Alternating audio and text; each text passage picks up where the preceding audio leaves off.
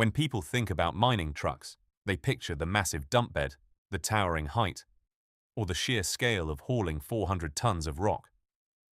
Almost nobody pays attention to the tires. But in the harshest moment of operation, when the truck hits uneven terrain loaded with hundreds of tons, those tires are the first point of contact. A mining tire can stand 4 meters tall and cost over $40,000 to replace.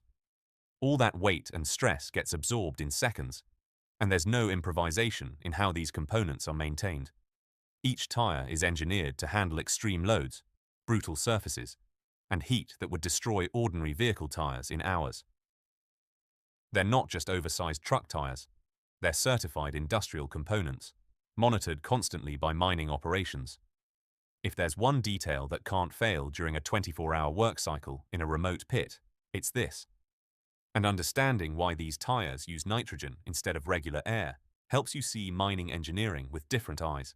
And to understand why the inflation method matters, we need to start with what these tires actually face.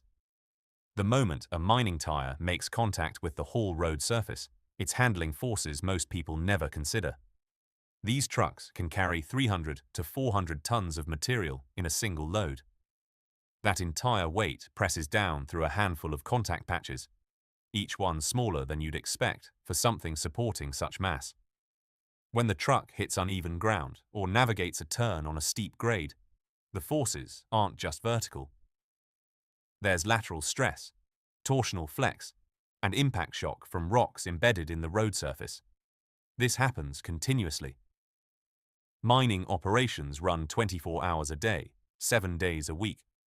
A single tire might go through dozens of load cycles in one shift, each time flexing under maximum weight, then releasing as the bed empties. That constant flexing generates heat. The rubber compounds heat up. The internal steel belt structure heats up. Add in the heat from massive disc brakes during descents, and you have an environment where tire temperatures regularly exceed 100 degrees Celsius, sometimes significantly higher internally. The terrain makes it worse. Mining haul roads aren't smooth asphalt highways.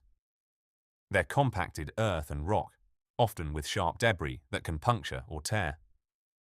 The tire has to maintain structural integrity while being ground against abrasive surfaces that would shred normal tires in days. There's no gentle break-in period.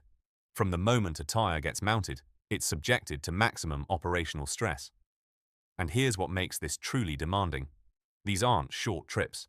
A loaded haul truck might climb several kilometers up switchback roads, descend empty, and repeat. Each cycle adds heat, adds wear, adds stress to every component. The tires can't cool down properly between runs because there isn't time. The operation's economics depend on continuous material movement, which means continuous tire punishment. When a tire fails, in this environment, the consequences go beyond replacement cost. A catastrophic blowout can damage the truck itself, potentially injuring the operator. It halts production on that truck immediately. In a large mining operation, where downtime costs can reach hundreds of thousands of dollars per hour across the fleet, a single tire failure ripples through the entire schedule. That's why mining companies treat tire management as a critical safety and economic priority. So when you look at what these tires actually face, you'd think the solution is straightforward. Regular passenger vehicle tires use compressed air for inflation. It's simple, it's everywhere, it costs almost nothing. Compressed air stations exist at every mine site already for tools and equipment. Mining tires are just bigger versions of the same basic design, right? Same rubber, same steel belts, same principles. Just scale it up and fill it with air. Except that's not what happens. Walk up to any mining haul truck and ask the maintenance crew what's inside those massive tires. They'll tell you it's not air. It's nitrogen. Pure nitrogen, or as close to pure as the on-site generation system can produce. Usually above 95% purity. And if you ask why, most will say it's industry standard. It's what the tire manufacturers require. It's what the safety protocols demand. But that just pushes the question back one level. Why did it become the standard? Why do manufacturers require it? What's actually wrong with regular air that makes it unacceptable for this application? Here's what most people don't realize. Air isn't a single gas. It's a mixture. Roughly 78% nitrogen, 21% oxygen, and about 1% other gases including argon and carbon dioxide. More importantly, for this application, regular compressed air contains moisture, water vapor that gets compressed along with everything else when you fill the tire. Now here's the question that everyone asks once they start thinking about it. With all that weight, all that heat, all those brutal conditions, why don't mining companies just use the air that's already available? What's really happening inside those tires that makes nitrogen necessary? The answer starts with what happens when you put oxygen and moisture into an environment that runs hot for hours at a time. Oxygen is highly reactive. That's basic chemistry. Inside a tire, oxygen gradually oxidizes the internal rubber compounds, breaking down the material over time. More critically, it attacks the steel belt reinforcement structure that gives the tire its strength. Steel oxidation is rust. Rust weakens structural integrity. In a passenger car tire operating at moderate temperatures, this happens slowly enough that the tire wears out from tread use before internal corrosion becomes critical. But mining tires don't operate at moderate temperatures. They run hot, constantly hot. And heat accelerates chemical reactions dramatically. What might take years in a car tire can happen in months, in a mining tire that's working full shifts in a desert pit mine. The oxygen inside isn't just sitting there. It's actively degrading the very structure that keeps the tire from catastrophic failure under load. Then there's combustion risk. Oxygen supports combustion. Under normal conditions, that's not an issue. But in a mining tire that's already running at elevated temperatures, if there's any internal failure, any friction point that generates additional heat, any concentration of thermal energy, the presence of oxygen-rich air increases the risk of fire or even explosion. It's a low-probability event under normal circumstances. When moisture is creating unpredictable pressure swings throughout the work cycle, maintaining that precision becomes impossible. So now the question shifts. If oxygen causes corrosion and combustion risk, and moisture causes pressure chaos, what's the alternative that solves both problems? That's where nitrogen changes everything. Nitrogen is an inert gas. It doesn't react with rubber compounds. It doesn't oxidize steel belts. It doesn't support combustion. When a mining company fills a tire with nitrogen, they're eliminating the oxygen that causes internal degradation and creates fire risk under extreme conditions. The rubber stays stable longer. The steel reinforcement doesn't corrode. The risk of heat-related combustion drops to near zero. The monitoring systems can detect actual leaks or problems instead of chasing phantom pressure variations caused by moisture. This predictability matters enormously when you're managing hundreds of tires across a fleet.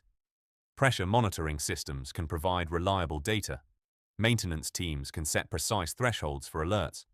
Operators get accurate real-time information. The entire system works because the gas behavior is stable and understood. That's not possible with moisture-contaminated compressed air.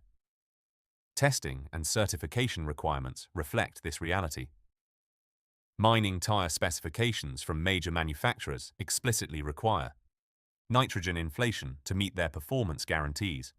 The engineering calculations that determine load ratings and heat resistance assume nitrogen fill. Using regular air would void those certifications because the manufacturers know oxygen and moisture introduce variables that compromise the design margins. Now here comes the question that everyone asks. Isn't nitrogen expensive? Doesn't this add significant cost to an operation that's already spending $40,000 per tire? The answer reveals how mining economics actually work. Yes, nitrogen costs money. But a nitrogen generation system on site produces it for pennies per tire fill. Even if you're buying it delivered in tanks, the annual nitrogen cost for a large haul truck's tires might be a few $100s total. Compare that to the cost of one catastrophic tire failure. The tire itself is $40,000 or more. The potential truck damage could add tens of thousands. The production downtime while the truck is out of service can exceed $100,000 in lost material movement depending on the operation size. And if the failure causes an accident, the costs multiply exponentially. Spending a few $100s on nitrogen to eliminate controllable risks isn't expensive. It's basic risk management. Mining sites don't truck nitrogen in for tire inflation anyway. They have nitrogen generation systems on site as standard infrastructure. These systems pull air, separate out the nitrogen using membrane or pressure swing adsorption technology, and deliver it at purity levels above 95%. It's available on demand, just like compressed air. The operational difference is negligible. Connect the hose, fill the tire. The process is identical. And what about leaks? If a tire develops a leak, nitrogen escapes exactly the same way air would. There's no magical property that makes nitrogen seal better or leak slower. The tire construction determines leak behavior, not the gas inside. So mining operations use the same leak detection methods, the same repair procedures, the same urgency in addressing pressure loss. The difference is that while the tire still holds pressure, that pressure is stable, and the internal environment isn't degrading the tire structure. This is where the monitoring systems become crucial. Every mining haul truck tire has a tire pressure monitoring system sensor. These units check pressure constantly, typically every few seconds, and transmit data to the operator's display and to maintenance tracking systems. If pressure drops, alarms trigger immediately. The tire gets inspected. The problem gets fixed before it becomes critical. This monitoring works because nitrogen pressure behaves predictably, so any deviation signals a real problem, not moisture-related noise. Inspection protocols build on this foundation. Mining operations perform daily visual tire inspections before shifts start. Weekly detailed pressure checks verify every tire against specification. Replacement cycles are strictly documented based on tread depth, damage accumulation, and total number of heat cycles.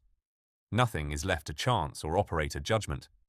The nitrogen fill is just one piece of an integrated system designed to prevent failures before they happen. Major mining companies worldwide mandate nitrogen inflation as standard practice. It's written into their equipment specifications. Insurance requirements often reinforce it.